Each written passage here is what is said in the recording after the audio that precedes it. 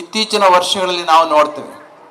ಕಳೆದ ವಾರ ತಾನೇ 23 ಮತ್ತು 24ನೇ ಕಿಡ್ನಿ ಟ್ರಾನ್ಸ್ಪ್ಲಾಂಟೇಷನ್ ಸಂದರ್ಭದಲ್ಲಿ ಇಲ್ಲಿ ನಮ್ಮ ನರೇಂದ್ರ ಮತ್ತು ಅನಿಲ್ ಡಾಕ್ಟರ್ಸ್ ಇಬ್ಬರು ಇಲ್ಲೇ ಇದ್ದಾರೆ. ಒಬ್ಬರು ನೆಫ್ರಾಲಜಿಸ್ಟು, ಇನ್ನೊಬ್ಬರು ಯೂರಾಲಜಿಸ್ಟ್. ಒಂದು ಕಡೆ ತೆಗೆದು ಇನ್ನೊಂದು ಕಡೆ ಹಾಕಬೇಕು. 23ನೇ ಕಸಿ ಮತ್ತು 24ನೇ ಕಸಿ ಆದದ್ದು ಮಗನಿಂದ ಅಪ್ಪನಿಗಲ್ಲ, ಇಬ್ಬರು ಕೂಡ ಅಪ್ಪಂದರು. ಒಬ್ಬ ಅಪ್ಪ 59 ವರ್ಷ, ಇನ್ನೊಬ್ಬ ಅಪ್ಪ 65 ವರ್ಷ.